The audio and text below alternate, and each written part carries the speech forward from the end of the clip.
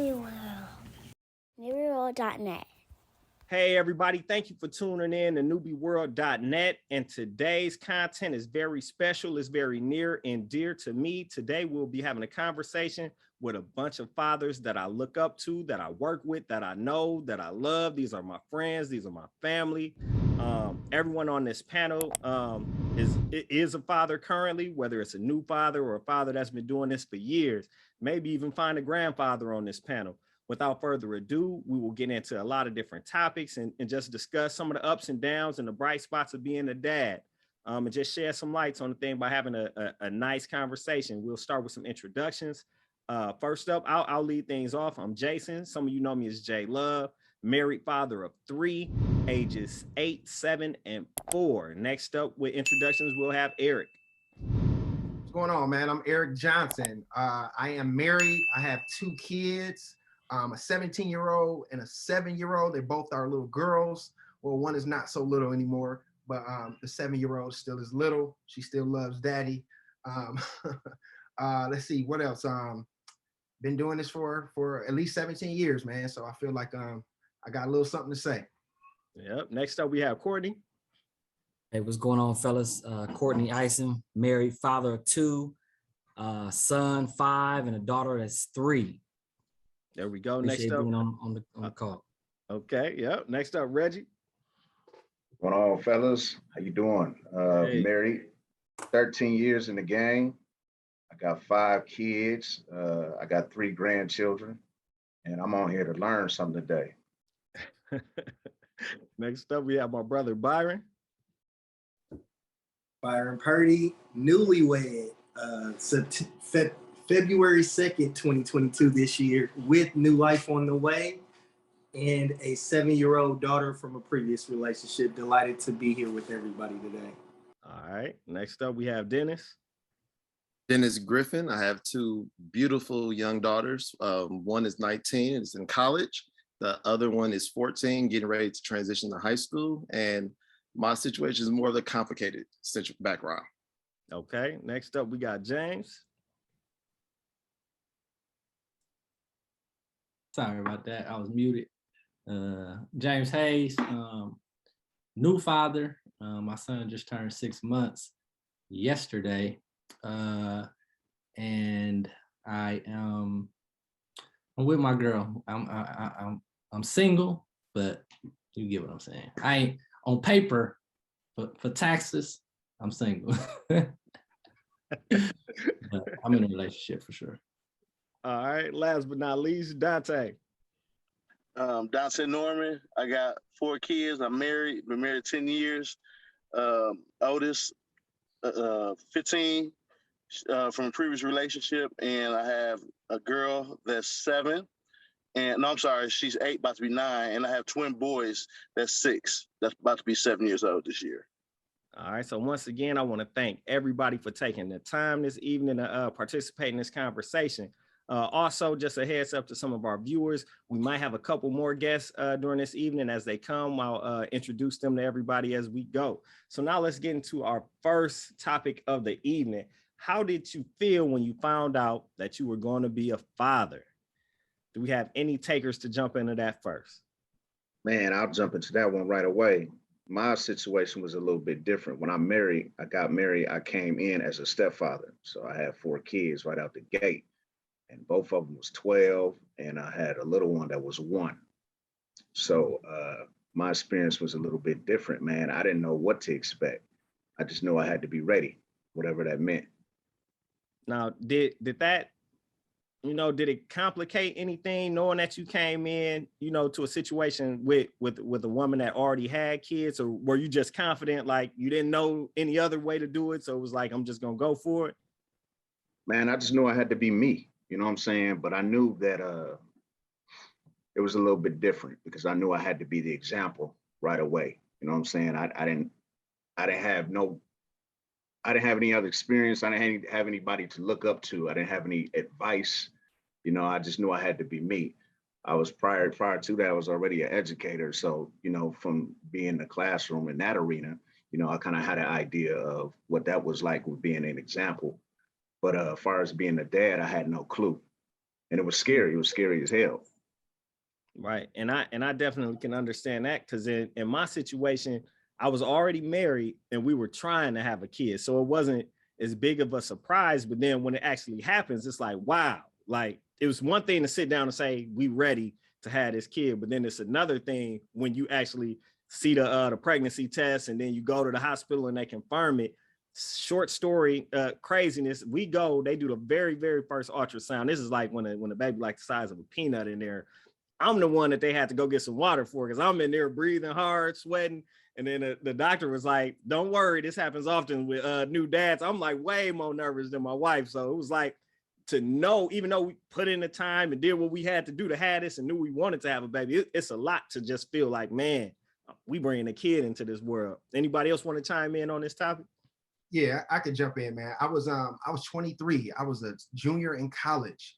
And like college, I was at the time of my life where all I had to worry about was my meal plan at school and going to play basketball at the gym. You know what I'm saying? So that kind of changed my life. I kind of came home, went to school locally instead of going away when I went to Whitewater. So I had to come to the crib and I had to try to figure this thing of life called, this thing of life out.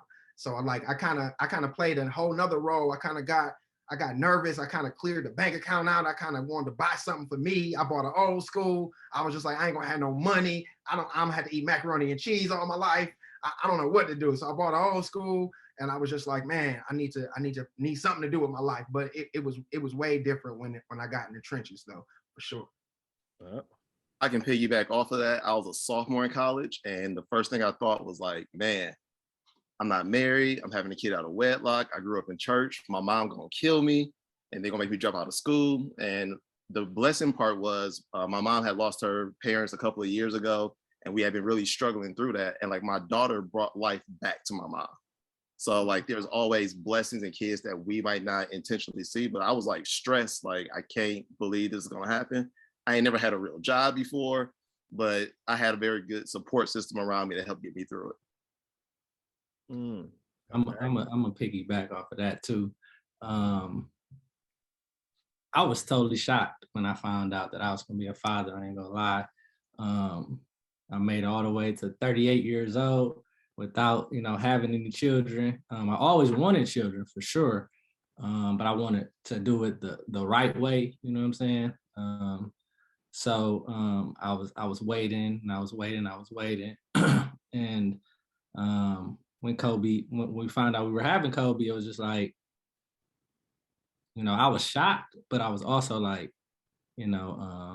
overjoyed as well, because like I said, I always wanted a child, and I knew that it was going to change my life for the better. So I was, still a little apprehensive, like just being scared, like I don't know if any of us were not scared when we found out we were going to be fathers, but that's a huge responsibility. You know what I'm saying? To have to like care for someone, for the rest of their lives for the most part, and just that responsibility piece was huge for me because we never want to let our children down. So that was kind of always the thing that was in the back of my head. But having guys like you guys around me, I knew I would be fine. It was also a blessing because I'm my mom's only child, and she's been waiting for at first, when I was in college, like arrogant, and then she was like, "You better not bring no kids in here." You better not, yeah. And then as I started getting older, I hadn't had any yet. She started asking me like, "Hey, I'm ready now. I'm about to retire in a couple of years." So it was a blessing in that sense as well. I don't want to get long with it, but yeah. Oh, okay. On that note, I just wanted to chime in real quick. So like, it was kind of bittersweet for me just because like, I didn't want to be this super old dad either, right? So I was kind of cool with that because like, I had older parents growing up, and Fly, homecoming, you better be home at 10:30. What? Well, homecoming just starting at 10:30. You know what I'm saying? So I wanted to be in that position too, where I had to look at it and see what can I spin out of this, what can make this positive, because kids are a blessing, obviously, right? And they change your life. They make you they grew me up, they matured. The maturation process is real, and So I wanted to be in that position where I was like, okay, you know what? I'm gonna be a little cooler. I'm gonna be a little more lenient. I'm not gonna be as lenient, you know, I'm gonna be right in the middle. And it's kind of one because nobody has the blueprint to this dad, to this parenting. You know, there's no equation, there's no rubric, there's no, you know, instruction manual. It's just like you kind of get it how you live. So you kind of do something right. You kind of look at what moms and pops did, or whatever your father figure or mother parent figure or parental person in your life was, and you kind of try to say, okay, you know what, that was a little too much, that was overkill, that was not enough.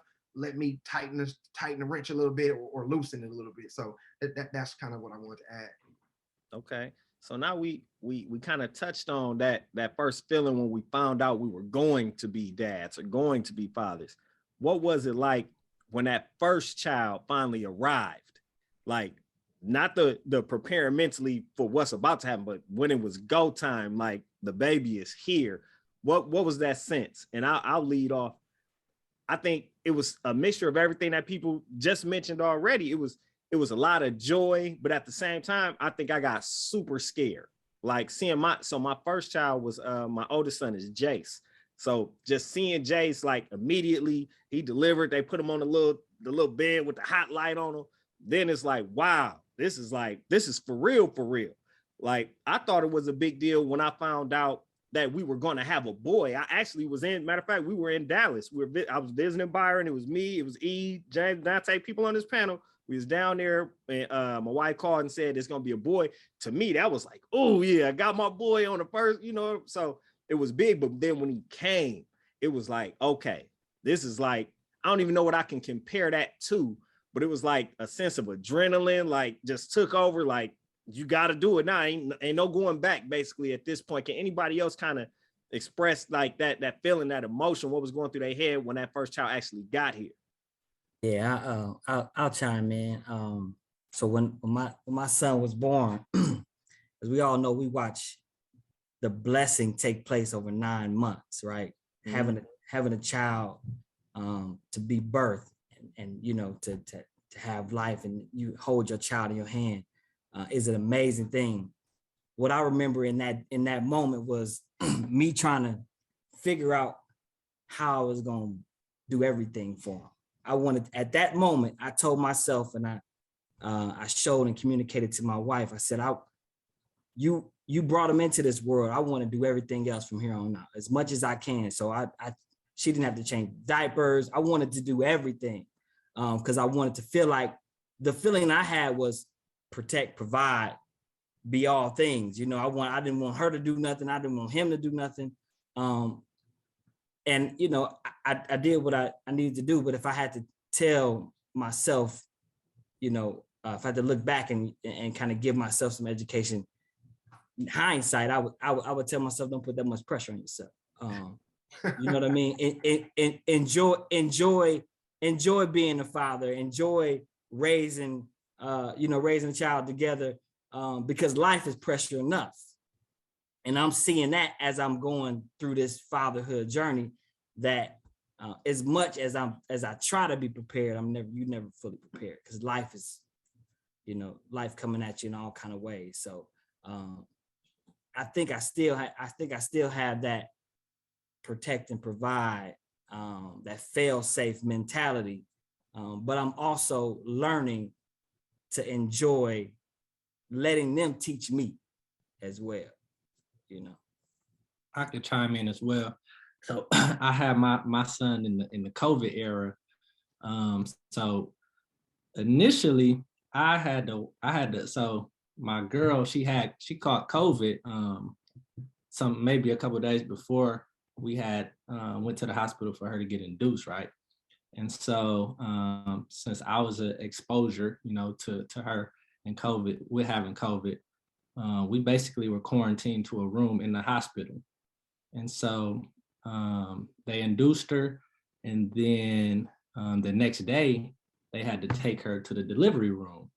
And so they were saying that I would probably have to leave like the entire building, because I wouldn't be able to go with her to another room in the hospital, because I had been exposed to COVID, and I was, you know, I had symptoms as well.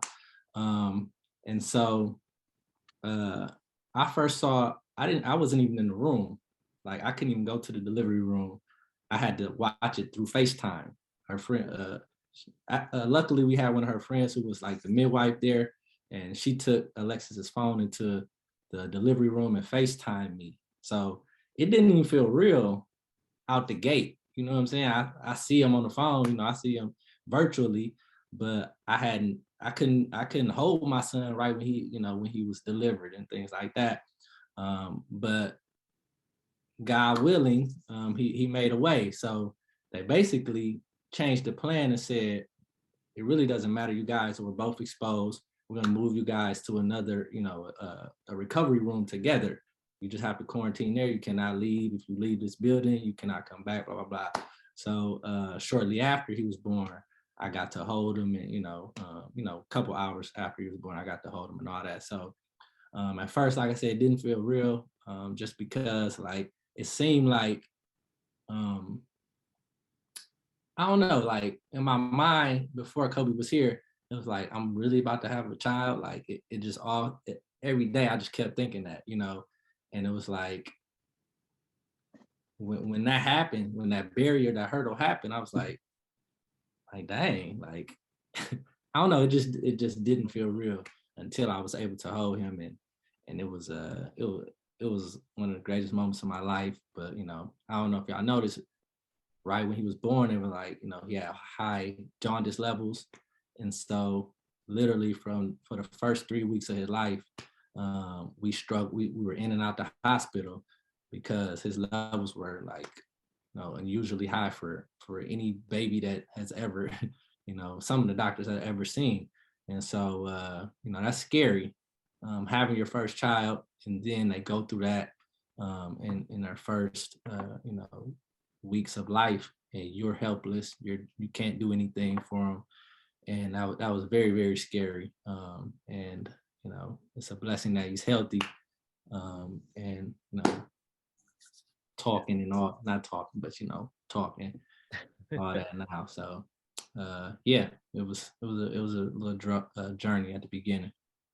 I was probably the exact opposite of everybody, man. Like I had the big strong, I'm a man, my shoulders big, like I'm cool. Everybody asking me how everything finna be. I'm like, oh, we good. Fainted. The baby came out, fainted, man. Like I'm completely vulnerable right now. Fainted. Had officer down. You know what I'm saying? It was over for me. So like, if you know Eric, that's like something he'd do. He'll faint. I fainted. So I was out for like 5 minutes, and then like baby just here. You know what I'm saying? Like, what? You know what I'm saying? So I didn't really get to see my first baby come. You know what I'm saying? And that was kind of weird. But they say that it was memorable because they say that once a life comes, a life goes. And my daughter was born on Ray Ray G's funeral, the day he had his funeral. So I left the hospital room, went to the funeral, came back. You know what I'm saying? So that's like, rest in peace, Ray Ray. But that's he always be close to me for that strength, for that alone. You know what I'm saying? But everybody got their little story, but that was mine. I know I was super excited during the process when my first daughter was being born. Like I was asking like a million questions to the nurse, and then like we saw hair, and I'm like, oh my goodness, you got hair. And I'm going back to the mom like, our daughter has hair already. We good. She's not gonna be bald headed. And it got to the point she was like, just be quiet. Like don't ask no more questions. But then with my youngest daughter, it was the complete opposite feeling. And I felt powerless because like the umbilical cord got wrapped around her neck as she was coming out. And it got to the point where the doctors were like, if something doesn't change in the next 5 minutes, we're about to do an emergency operation. And like, I'm like, there's nothing I can do. Like I'm instantly trying to be strong, trying to pray. I'm like, you can't get up, like there's no cell phones during this time. Like, hey mom, I need you to pray, or all those different things. So every day I'm just like so blessed, and I'm just thankful that I know what I had to go through, and I experienced both emotions. And it can be the most powerful thing in the world, but at the same time is one of the scariest things because you realize how powerless you are at times. Mm-hmm. For sure.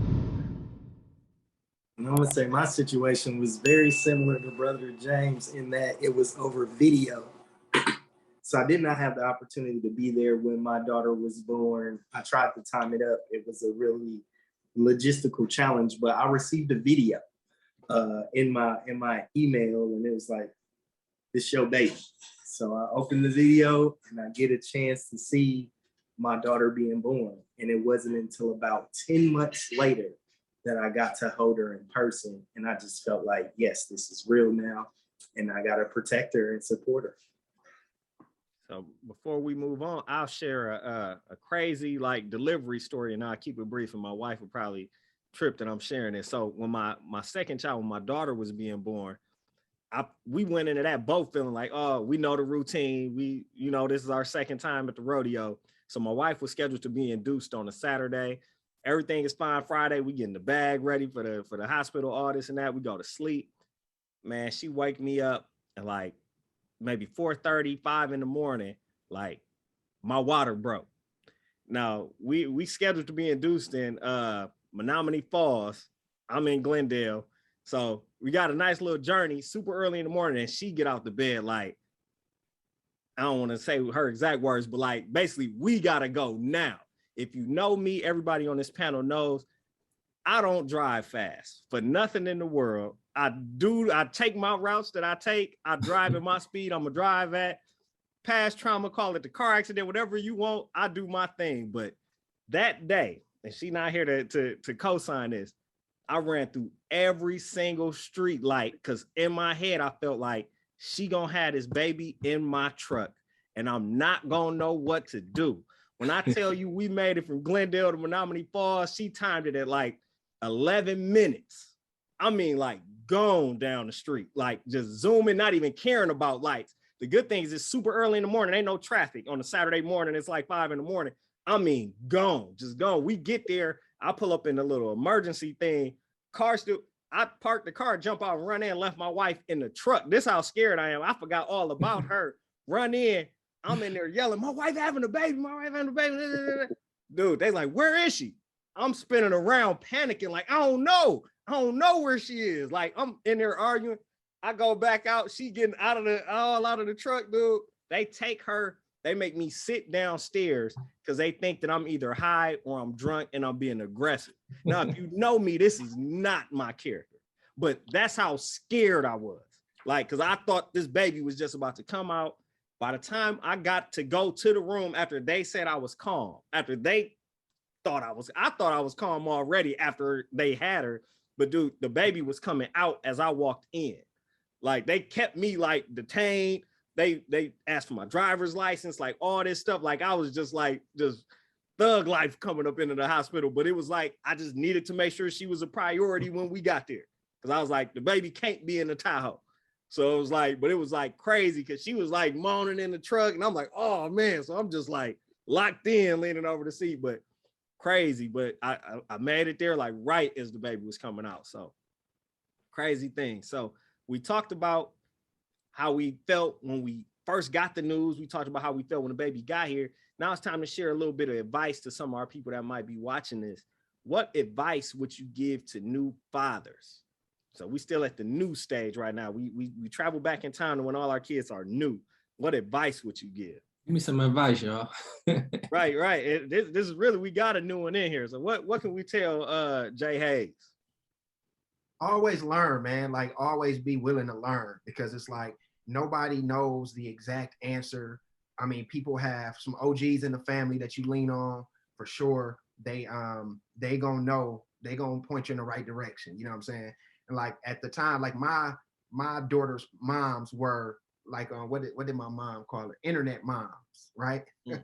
They call her internet moms. So they Googled everything and this is like this. They said only put 3/4 in this milk, or they said only at 2.5 start feeding them table food, or start doing this or start doing that. And my mom was like, "Gonna feed this baby some mashed potatoes right now." You know what I'm saying? And you gotta just kind of go with the flow and just kind of trust the process because you turned out well, right? We had mashed potatoes, you know what I'm saying? And at the time, my baby mama looking at it like, why is she putting mashed potatoes in my baby mouth? You know what I'm saying? And they tripping out. So it's just kind of just ride the wave, bro, because, you know, you're going to get some tension there. You know, you're going to get some, and I see my guy, Dennis. I love to hear what you got to say, boss, because I feel like you feel me, man. Like, go ahead, unmute something, man. Talk to me. I'll talk back. I remember that. I remember that only because we had ribs. And my mom gave my oldest daughter a rib bowl. And she was like, kept sucking on the rib bowl. And my kid's mom was just looking like, what's going on? But like my mom's one of those old school moms, like you can just give whatever you want. And then I remember I messed it up because I was like, oh, whatever you want. Don't do this in Fathers. We had Wendy's and they had their sweet and sour sauce. And of course they drinking formula. So I gave my daughter some sweet and sour sauce. Well, after that, she didn't want no more formula for like the rest of the night. So I was on like daddy duty all night because my kid wouldn't eat, wouldn't drink their formula. So don't like go too far. Like stick with the Southern remedies that your parents can give you. My thing that I would say, and I don't know if it was unique to my situation, but it worked out that my mom knew my wife's mom. They had worked both in MPS. They weren't like best friends, but they knew of each other. But I can tell you, when you got both of the grandmoms on the same page, man, it make a world of a difference. But it is pros and cons to it, because it's all good when all the conversations good. It go bad when you feel like, man, they got their own agenda and they, and they clicking up against you and they doing it the grandmama way. But it always works to be able to merge those families, because like they say, it takes a village. So the bigger you can get that village starting out, the better it's going to be for your baby, the more you can pull that family together and have that support. Now I'm going to do something a little bit different. We got my good brother Dante on here, and he ain't chimed in yet. Dante, I'm putting you on the spot. What's one of the first things that you bought to Mia, your oldest? New baby. What's one of the first things you just went out, daddy going to buy you this? The first thing I bought her, trying to think, that's a long time ago. I know I bought her some Jordans. That's the first thing I bought. I knew it. I bought her some Jordans. I think they was the Jordan 5 lows. I think that's exactly it was. There was the 5 lows because I got a picture of her in them. It was for picture day. I already knew. JC Penney took the pictures, Anybody else with advice for new fathers? I'm gonna say something real quick. Be present. Be present. That's I think not just new fathers, but you got a 10-year-old, a 15-year-old. Be present. Put your phone down, because at the core of it all, they watching you. They watching everything, and everything that you want them to do is not necessarily going to come from what you tell them to do. It's going to come from what you do with them and what they see you do. It's all learned behaviors. So be present. Be intentional with your kids. Try to be as deviceless as you can be, and get creative in your interaction with them, because all that is a part of their development. The less you can do of devices, especially early on. I know it can be a babysitter at many times, and it's crucial times, and it has its place, but try to be as present as you can. That's the best advice I got. Courtney, mom's got Kobe on Coco Melon already. He hear that little buzz, he be like, oh, yeah. Like, bro, no, we not finna do that yet. Hey, Coco Melon is the truth, but it's the truth. But like, listen, man, dude just turned 6 months 2 days ago, and now he know what Coco Melon is already. But it help out when I gotta jump around here in the house or something, put it on for a second. But yeah, I would say I'm a new father, but I know his father's coming after me. I would say I'm a piggyback and chime in off what Courtney said. Just be present and help out as much as you can. I know you said that earlier as well, Beans, but I ain't built like you, fam. I be knocked. Like we play that game like who gonna wake up first? Who gonna wake up first to get the baby? But real talk, the small things count, right? Like, so change your Pampers, going to wash, baby bottles and stuff like that. Because the wife, the girlfriend, the baby mother, they've done so much. They went through so much, especially in those first months. I think we owe it to them to pitch in as much as we can And just like they tired, we tired, but I think they're a little more tired than us. They went through a little more than us as far as their bodies. And I had to learn that, I was that tit for tat dude. Well, I just changed them, and I had to learn, like, so what, bruh? She carried him for 9 months. She did this, she did that, she sacrificed her body. So I had to really mature in my mind and do those little things, the smallest stuff in the world, like going to wash out a bottle and making a bottle and that kind of stuff, getting the bag ready so she don't have to do all that stuff on her own, or and I'm just sitting there chilling, so that's one thing I had to learn.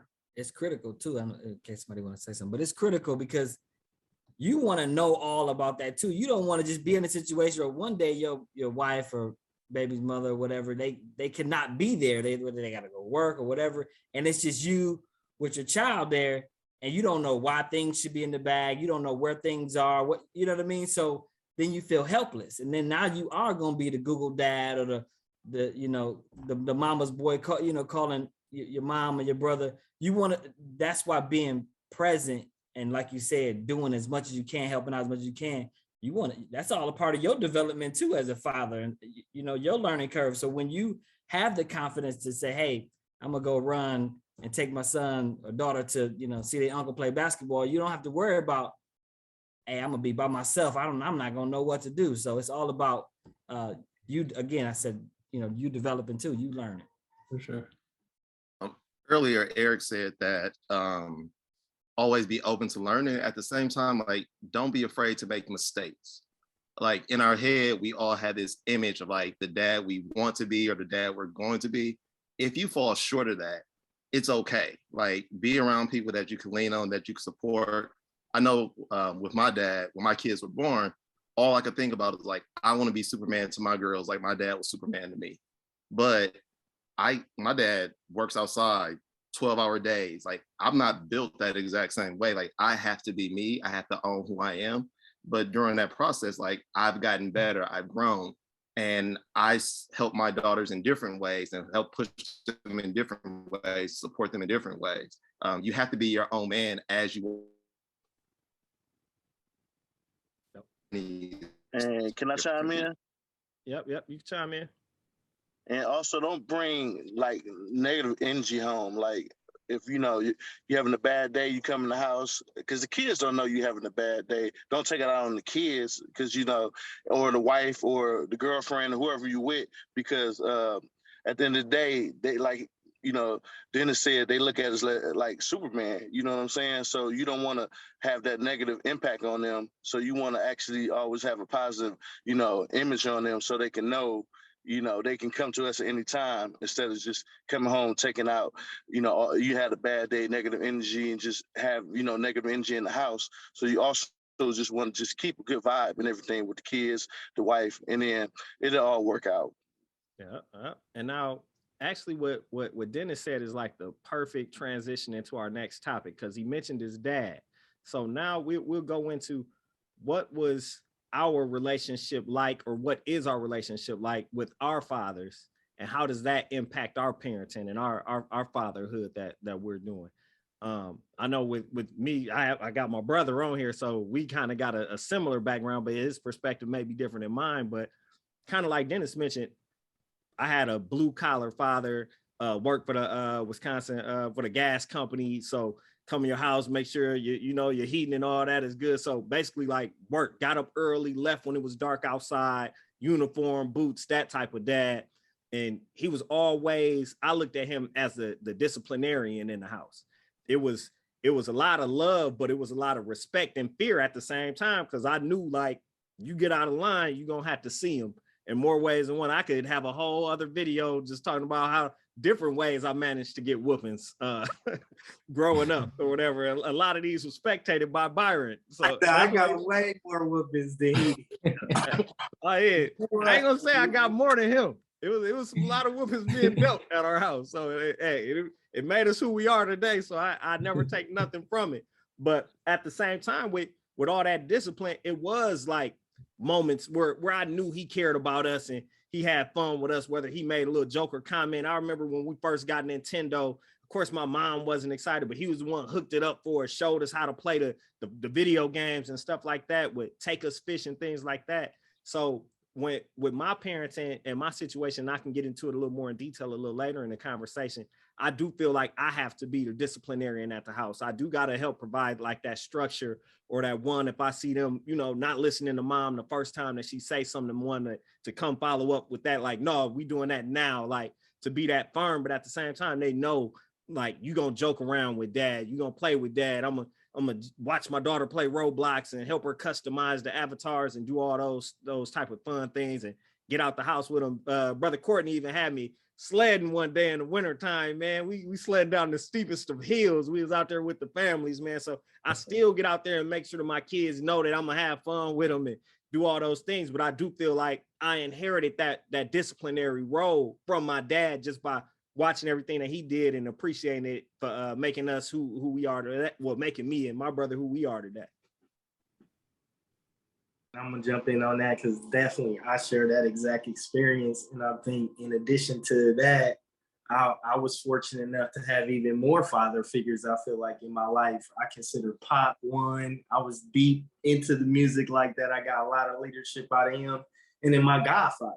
So I think between our dad, Pop, and my godfather, they all came together to like be this really good example of what a dad should be. And then I have my biological father who's still in my life that I get to still learn a lot of things from. So I think when I go into my fathership relationship with my daughter that's coming up now, she's gonna have the best of all those things, because I think with the relationship I have with my current daughter, we just aren't proximate enough for me to be all those things for her now. But, you know, she's only 7. We got a whole life ahead of us, and I'm looking forward to that.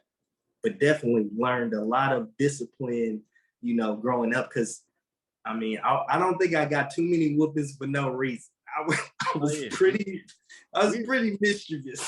We didn't get any random whoopings. They all was, we deserved them. Anybody else want to chime in? Yeah, I'll chime in. My dad, man, really good dad, not a good husband.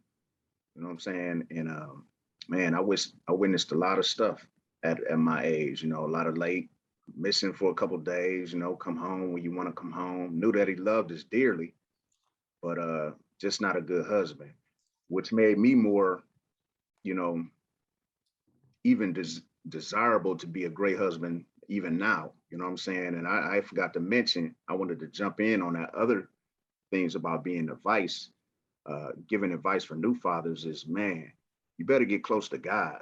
I'm talking about like Jesus Christ. And that's the truth, because I'm glad my wife gave me the ultimatum before we got married.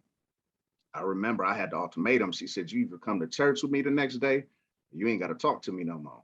And that was the best decision of my life, because the first thing I thought about when my biological son, and even those stepchildren I jumped into, what wisdom outside of myself can I give these kids? You know what I'm saying? Because I know I didn't have that 24 and 25. And I thought about all the SHIT that I've been through in my life. And I just thought, damn, my son's going to have to make these decisions. You know what I'm saying? And I'm not going to be there for him. So I need to know a guy who's going to be in my tomorrows. You know what I'm saying? I need to have that God on my side. So my advice is get close to Jesus quick. And then that's the biggest gift that you can give to your child. You know what I'm saying? I like to see my son see me praying. I like to see my son see my imperfections. I like him to see mama and daddy struggle. I like him to see that, because that's real life. You know what I'm saying? That's stuff they're going to have to experience. But the foundation has to be God. You know what I'm saying? And I think if we give our kids that, everything will kind of take care of itself. Yeah, I like that. Anybody else want to chime in? Shout out to my boy Light. My boy, always he gonna make you feel it. You feel me? Stupid. For sure. I ain't. So Jay, the question was, what did we? Can you say the question? Kind of describe your relationship with your father, and you know how it impact your fathership. Yeah. So, man, me and my dad's relationship, Man, it's very hazy in them early years. You know what I'm saying? He was in and out, like Reg said, like his father was in and out the crib. You know, wasn't the best boyfriend. Wasn't the best companion to my mom. I even saw, some physical stuff go on. And honestly, through my years of dating and blah blah blah, I never really had that example at the crib. To model my future relationships after, right? So I didn't get safe to say I was out here, you know what I'm saying? And I heard a lot of people, and I don't blame my father for it, but I definitely didn't have a image of what it's like to be a good companion growing up. But my father's relationship and our relationship got a little closer when I got to probably middle school. And he found out that we shared a common interest, which was basketball. And so, he came around and, he used to, look, my son, that's my son, you know what I'm saying? And I'm not that guy who's not going to give someone a second chance, even though it was rocky up until that point. I still yearn for the love of my father, you know what I'm saying, on a more consistent basis. So all the way through high school, we were like this, you know what I'm saying? Because I wasn't trying to hold no grudge against my father. And, like I said, we connected on a different level. At that point, my mind was a little, more mature. And, I honestly think that he had come around and got a lot mature as well. So unfortunately, my father passed when I was 18, going to college. I was actually a freshman in college. It was over winter break. My father passed.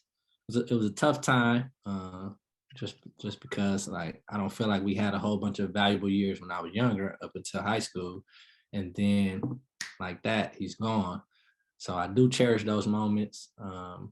And I, to this day, I give my father the utmost respect for what he's shown me and what he didn't show me, because, there's lessons in everything, So it's up to us to like look inside, or look inside ourselves or whatever, take it to Jesus, like Red said, and really just take a look in the mirror, you know what I'm saying? Not making any excuses, but also you can learn, and can learn from those things as well.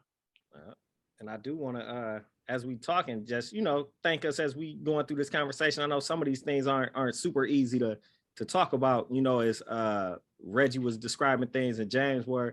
I'm sure some things that was going through Byron head that was going through mine too, that we saw with our dad, that wasn't like the best example that could be set, and it did steer us in different directions. My dad passed away as well. I want to say, and that's like the odd thing, between the time, James, that your dad passed, I want to say mine passed in that pocket of time, and Dante's passed all in that same kind of like within a year or year and a half of each other. And my dad, it was due to some complications of him drinking. And so like that mentally kind of like threw me off to the point that I won't say that I don't drink, but I can count on like one hand how many times I was drinking an entire year. Cause like it got to be something big, but it was just because knowing that those complications led to my father passing away, knowing I was there holding his hand when he passed away, like it was a lot to hold inside. So I carry that with me. So not only did I learn from what he did do, I learned some do's, but I learned some don'ts as well in that journey. So I appreciate people for being vulnerable and sharing some of those things. Did anybody else want to chime in before we move on to the next topic? I'm very grateful because I talk to my dad every day, even now. There's not a day that goes past that I don't talk to him, and I give him the utmost respect because my dad's father wasn't in his life. So like he intentionally broke that cycle that set me on the path that I can say I'm on right now. But he wasn't just a dad to me. Like all my friends came to my house, and when you came to my house, you had to follow my dad's rules. So like he's a father to a ton of kids. And as I was growing up, kids always my friends, like, you're the lucky one. You have both parents at home. And in our society, we don't see that a lot. And that really meant a lot to me because I couldn't imagine life without my dad. But it's interesting because like when I was younger, I thought my dad was so tough on me. He was so mean, but he was giving me the blueprint to make it in this world. And as I became a father, my mentality shifted and I started to understand everything that he was trying to teach me. And his thing always was, I'm not your friend, I'm your father. And there's a big distinction between those two worlds that we live in. So it's hard because like my kids do not believe he's mean at all. He is like the softest, nicest man on the face of the planet. And I keep trying to tell them like, all right, make him upset one day and you'll see a different side of him. But one of the things that I know is even though we have our own kids, we're also setting an example for individuals that don't have fathers at home. And it's really empowering. We can embrace them and say, this is what manhood is. This is what being a father also is. Because my daughters have even told me that their friends that don't have dads at home, I like talk to them like, what is it like having a dad at home? Because I don't have mine. So like you said, people are watching and we don't know. They really are. And that's why our presence is so important. Okay. Anybody else want to chime in before we move on? All right, so we'll move on to our next topic, which is breaking down our immediate family dynamic and how does that play a role on you being a father. So I'll lead off with that. So my household dynamic, I'm married. We got 3 kids, so we're all under the same roof. Everything in my household is centered, and she won't like that I'm saying this, but it's centered around my wife. The saying, the happy wife, happy life is definitely present in my household. So I kind of follow her lead and I can jump in and kind of do what I need to do to support her in a sense. So like my wife is the organized person, make sure that the bills get paid, all of those things. Cause if it was all on me, man, the lights would be off and this and that, not for lack of having the money to do it, but it's just thinking like of that stuff, like car insurance. I barely know what we got for car insurance, but she'd say, put this in your glove compartment. Like it's kind of like having mama almost at the house. So it's just like keeping us going, like schedules on the phone, things like that. So she'll lay down all of that. So I feel like I gotta be able to fill in any gap because I know she's doing above and beyond outside of working full time, outside of coming home, cooking, making sure the kids got something to eat. So if I need to throw a load in the wash, if I need to do this, I might not want to do it, but I need to pick up and do what I can. But it makes me happy when I can jump in and play that disciplinary role because I feel like, hey, don't clown mama taking care of all y'all and me. So I get to be that disciplinarian and play my part and do those things. But I think having a wife that she's focused, she knows what she wants, she knows the outlook that she wants for the kids too, and us having that shared. At times we may disagree, but we got a shared like kind of idea and outset for our kids. So it makes it a little bit easier being in our relationship, being married and having the kids in the household. I know it looks different for different people on this panel. Would anybody else like to shine some light on their current dynamic at home? Yeah. Well, Go ahead. Oh, I'm sorry. My situation is similar to yours. My wife basically, she run the show. I'm just the enforcer. I enforce everything. You know what I'm saying? Kids got line, I straighten them out. I mean, she signed the kids up for they in everything: sports, baseball, softball, basketball, dance, everything, swimming. So I just basically enforce everything that she lays down. She lays down the groundwork, and we just work from there. So at the end of the day, she's the head coach, and I guess I'm just the assistant coach. I'm Darvin Ham, to Coach Bud, So I'm still good though, but You head coach now, dog. What you talking about? yeah, I know. That's what I'm saying. I could be a Stepped head coach, but I let her run the show.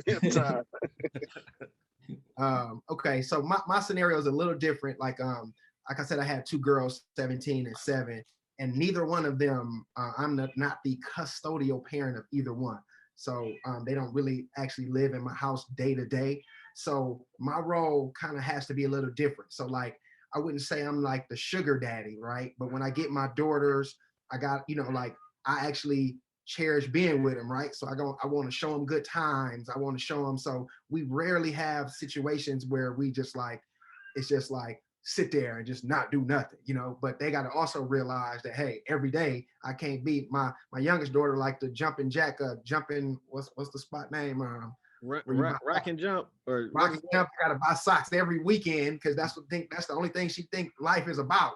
Going there and buying new socks. You know what I'm saying? You better take them socks with you, woman. You know, no, but seriously though, just to showing that part of like, hey, it's all smiles when it comes to dad. You know, so being there, making sure I contact him, making sure I talk to him, like, and because of that lack of I'm not there. Like I grew up with my mom and my dad in a household, so like I try everything in my power to be like, look, I'm gonna be there for mine. I probably done tried 3-4 times with my baby mamas, you know what I'm saying, to try it again, just because I wanted to be in the household. I wanted to wake up with my babies, be there when they cry, when they happy, when they smile, all those moments. So me, I had to try that much more to be there. So like, and Fly or J.Love, you a teacher, you know, so like at parent teachers conference, I wanted to be at every parent teachers conference. So I wanted to be, we had talks about this before, but I want to be that dad that like, I don't know if you know, when the parent, well, in my situation, when the parent and the mom and the dad is sitting at parent teachers conference, the teacher talking to the mom the whole time. I'm like, I'm the one that be helping her with her math homework. You know what I'm saying? So like, let me say, so I jump in and be like, okay, well, those addition problems are, and then they look and they're like, okay. So then they start changing the dynamic and they start talking to me like, okay, this dad is involved. This dad is there. So like, I had to make sure that I had to keep that in the back of my mind. Like, look, man, I want to have some meat and potatoes to talk to these teachers about. I don't want to just be there like, all right, did you do your science project in the back seat? You know, like getting in the grind and getting dirty and fighting, you know. So that's kind of how my family dynamic is kind of different than most. But, you know, you got to kind of step up and be that much more than just buying the K-Swiss or buying the Jordans, you know, being there, you know, and it is what it is. They take a lot of iPads and it's expensive, man, because, you know what I'm saying? My FaceTime my baby, she FaceTime me to death. She'll FaceTime me 77 days in a row. You know what I'm saying? You let her. But, you know, I kind of like, hey, man, I take it on the chin. Hey, babe, I can't talk right now. What you doing? Call me later. Bam, you got to bite it. And then, because like I said, and I'll let somebody else chime in, but like my 17-year-old, that used to be her, you know. Now she like, daddy, these dunks coming out, I need 115 cash at me. And I be like, what? Hi, how you doing? All right, how you doing? Did you get your oil changed today? You know what I'm saying? Did you check your tire pressure? You know what I'm saying? She'd be like, can you just cash at me $150? I got something to do. And I'm like, you can't just, you know, I'm just pimp for hire. You know what I'm saying? Like, I'm just cash cowing for her. But like now I see that, so that made me cherish, because I was 23 with her, right? So I didn't really cherish, and like we said, there's no blueprint, there's no rubric. But I didn't really cherish those times where she wanted to be behind daddy every day, walk behind me, walk to the garage, walk with me to take the garbage out. I'm like, man, go ahead and chill in the house. And you know, you don't got to come with me. Now, my youngest daughter, she want to be everywhere with me. I let her ride because it's slow down, it's simmer down. And then now you just like, dang, instead of just like, hey, now, even though I got to pay for the dunks because I kind of install that in. I try to get her to like tennis shoes at a young age. She didn't like them. Now she like them. So now I got to pay for parking. But I understand that. But now it's just like, okay, so it's a different approach that I take with my little one. Like, I don't necessarily put her in XJ900s, but I definitely like, you know, I just can't, I got to walk her down there. I can't run her down. You gonna let her discover them on her own. Yeah. Woo. Oh, you like shoes? Oh, okay. Anybody else want to chime in on the family dynamic topic? All right, no takers. We'll keep moving. We'll keep moving in this conversation. So now we can get into some lighter things. What are some of the joys of being a father? Some of the joys. I think one I would start off with is seeing my daughter like grow up, like seeing the pictures, of course, over video of her in the incubator when she was born, looking like a little Mexican baby, to now where I can see her like as a little mini me almost. It's crazy. Just that whole transition of how they look, how they move, their mannerisms. It's crazy to see. Yeah, I'm gonna say. Oh, I'm sorry, Jay. No. I was just gonna say, kind of, because mine is kind of chiming in on that. Is when you see little, and it don't got to be physically, but like little pieces of you in them, in a sense. And so I'll say with my daughter, when Jay-Z's, what was it, the 444 album came out. Now she super little. My daughter's only 7, so at this time she got to be like maybe 4. That was about 3 years ago, something like that. She always wanted to hear the Family Feud song. I don't know too many 4-year-old girls that want to hear Jay-Z Family Feud. And since she knew her number, she'd say the 400 album. Play the 400 song because that's the cover art, show 444. But she will always want to listen to that. And it's like, if you know me, I got a love for music, used to make music. But like when you start seeing your interests, things that you like, pop up in the kids, where it's like, wow, this is like a little me for real, because she like what I like.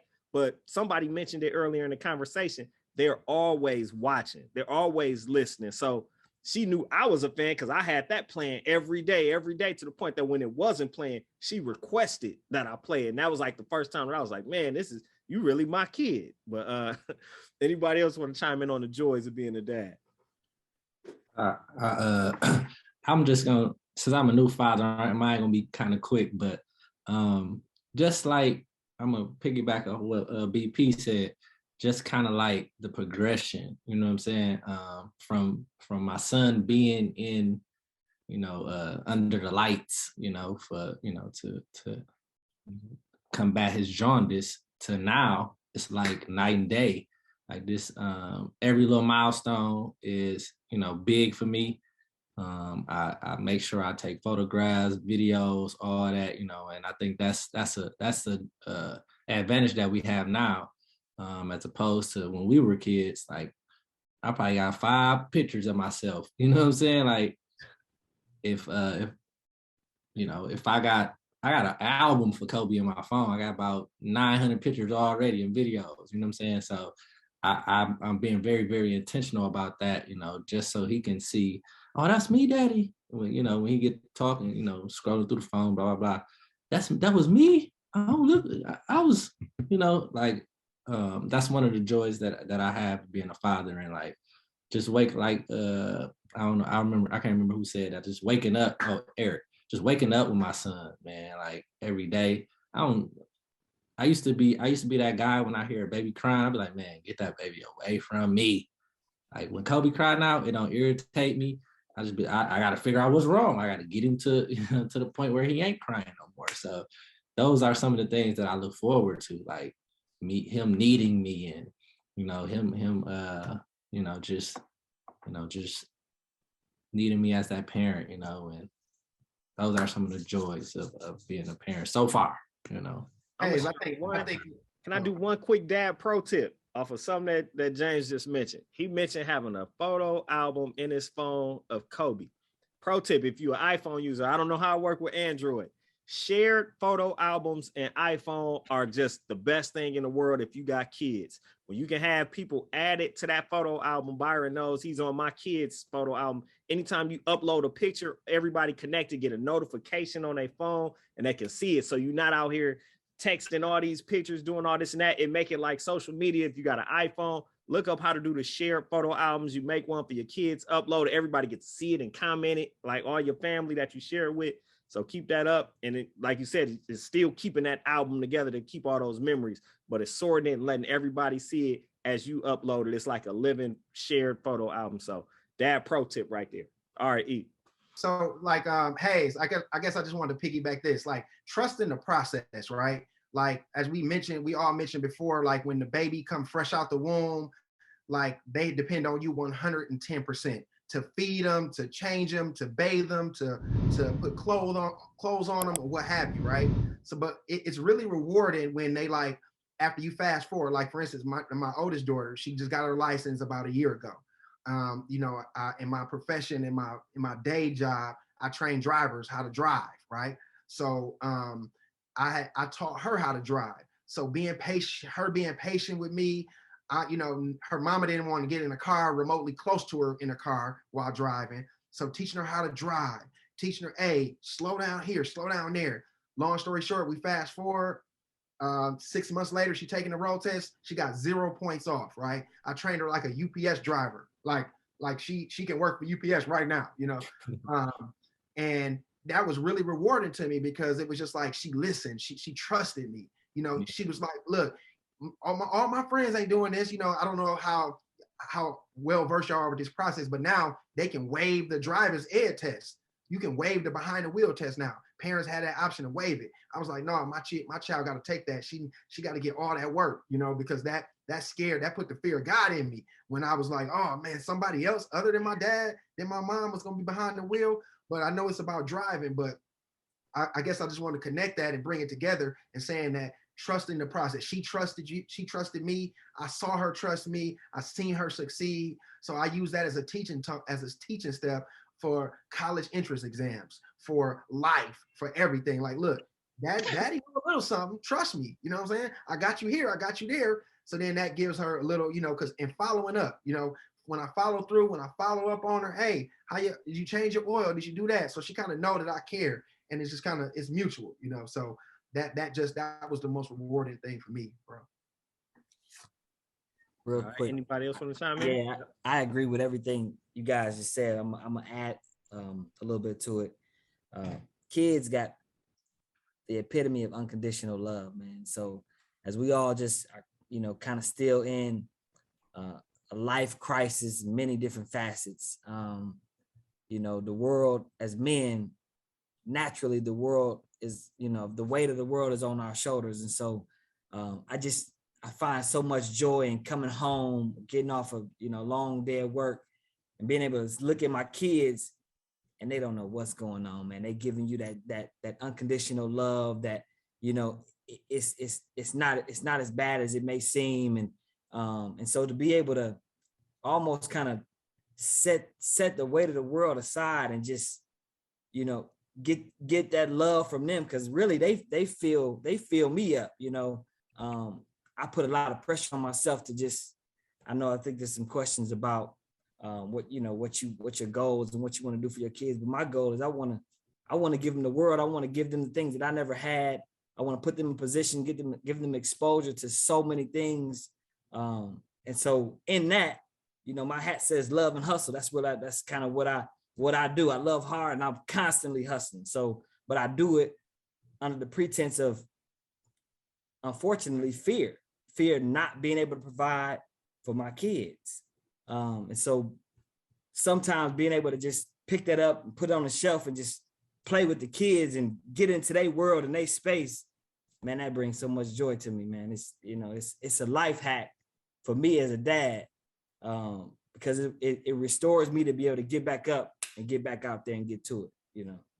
Okay. Now that was an excellent comment because it takes us into our next transition. So looking into the future, and for the people that's still with us, we getting closer to wrapping things up. Looking into the future, what are some things that we are all looking forward to as dads?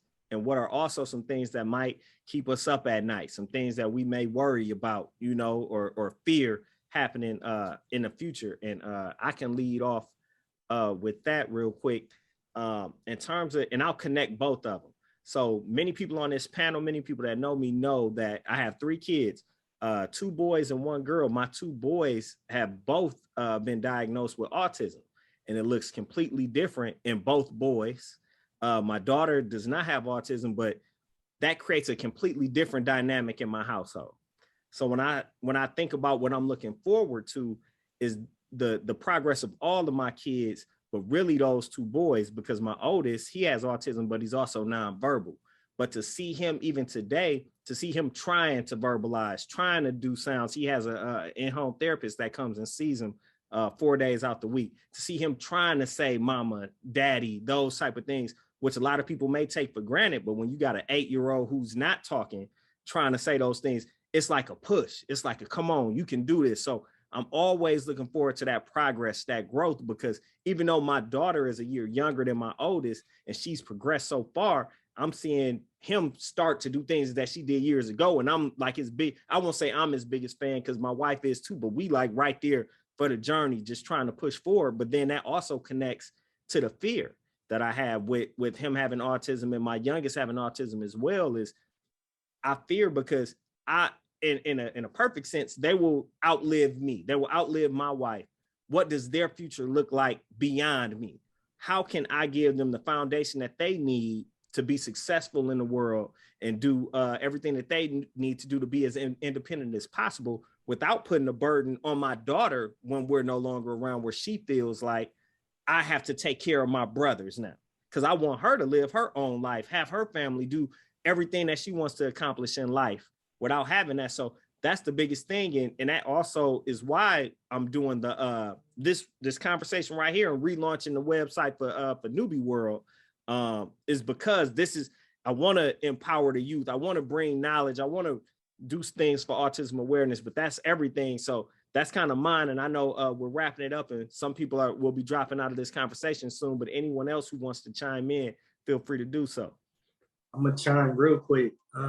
Looking forward to positively into the future is just pouring into my daughter and my daughter on the way around education and seeing, you know, them progress well beyond what I've achieved. I definitely try to make education an anchor of my life, but I feel like I'm gonna be a better teacher in pouring into them with that. So I'm excited to see, you know, what they do with treating education very seriously, you know, as they progress through their lives. And then on the keeps me up at night side is just, you know, it's just becoming increasingly hard to be a woman, a Black woman, and be smart. And it's a lot of different things in the world today that aren't all about how much you know, but more about how you look.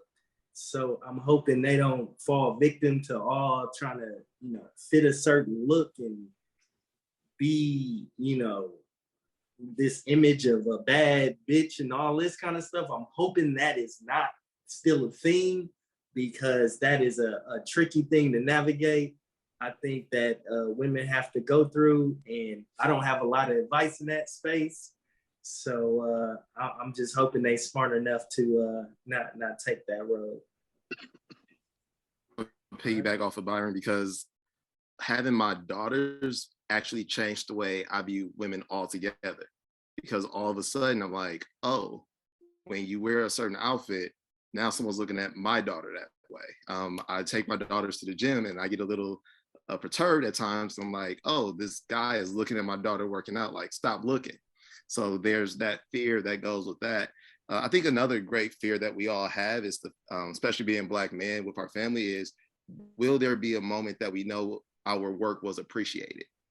And I see, like, with my oldest daughter who's in college, we have conversations, and for her to be able to come back and say to me, like, Daddy, I know you're always going to be in my corner. You're always going to help me if I'm in a bind.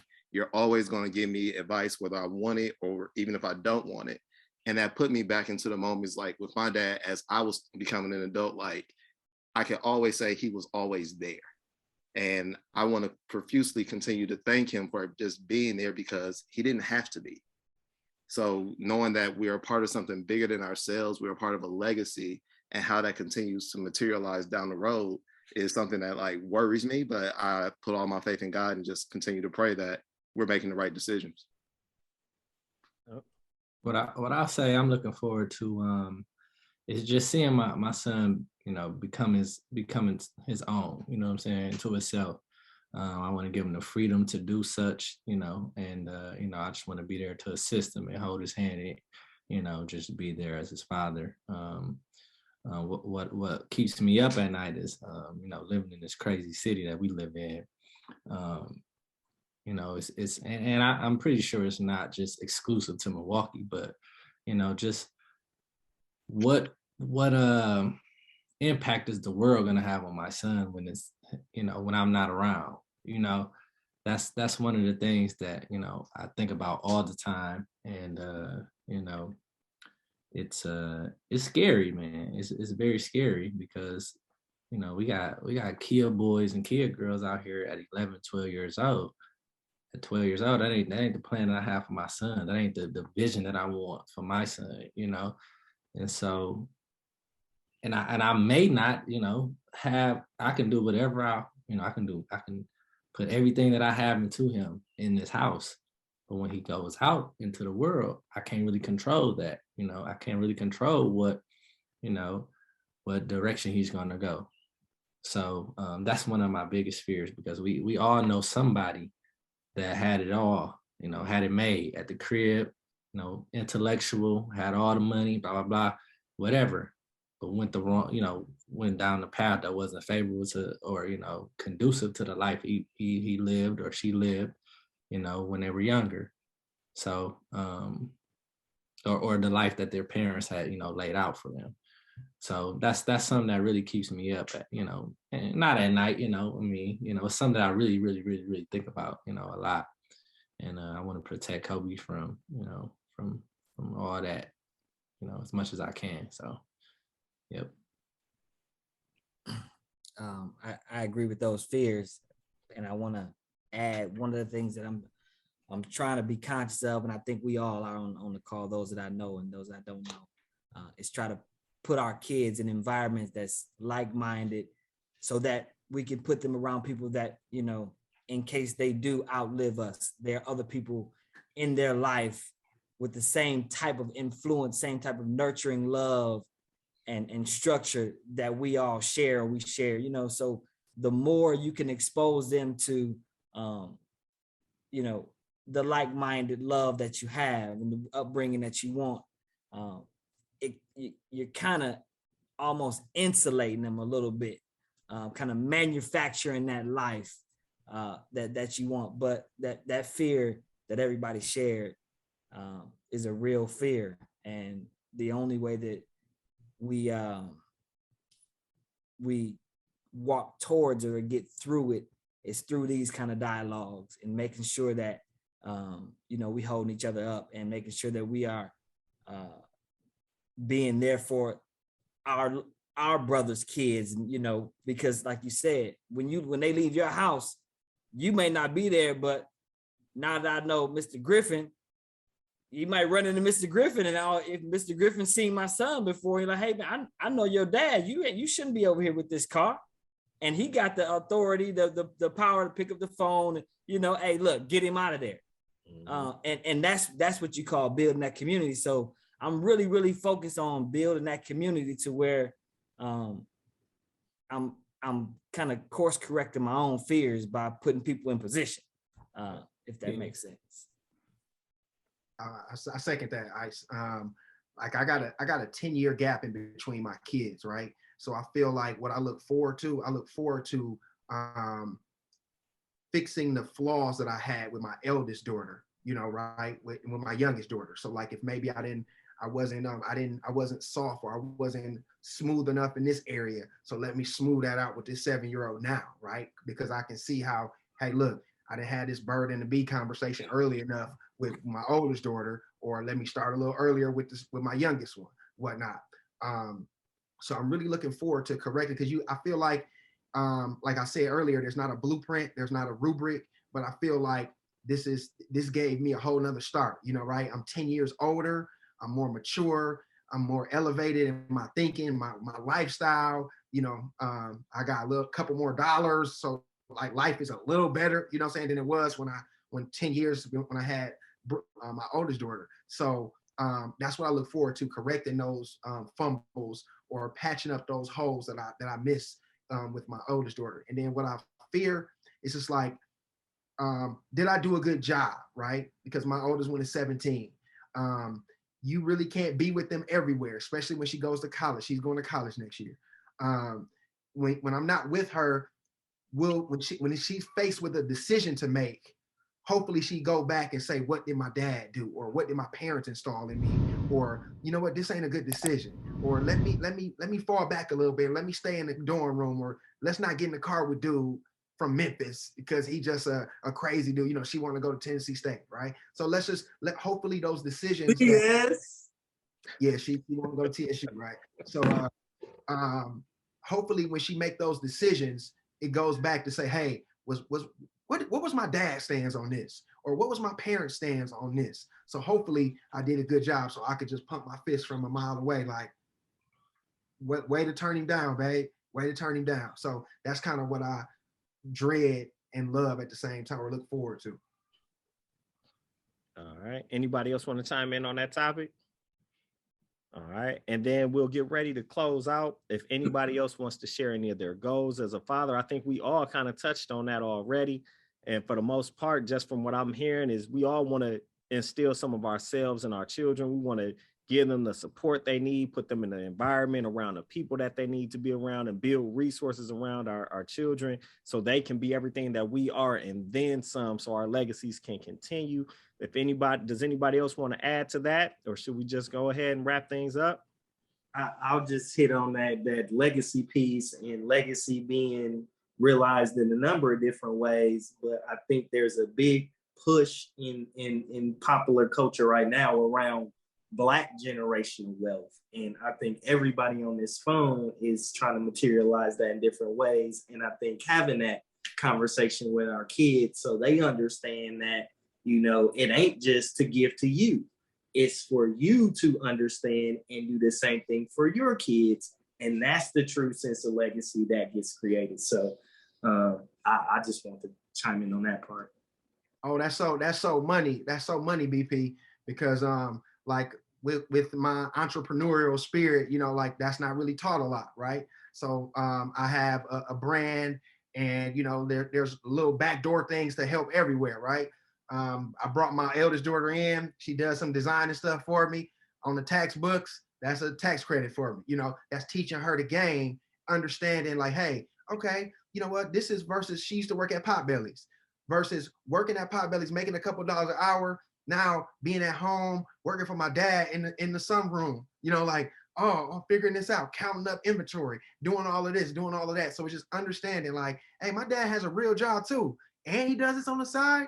Okay, so this is how I'm getting these dunks. This is how I'm going doing this extracurricular. This is how I got a car. This is when my dad leaned on me. Okay, let me pay attention to him because this is how I'm trying to provide. So I second that 110% BP. Not only showing generational wealth to her, but showing why we need to do it and why. And I got another 7-year-old coming in the ranks. So I put her in the videos. I put her in so she can understand. Hey, let's take advantage of that little perm you got. You know what I'm saying? So you selling some shirts or some hoodies and whatnot. You're gonna understand later why you're doing. You think you're a little cute? Okay, let me use your little cute and show you what this is gonna have if for you in 5 years. So just understanding that process. I agree 110.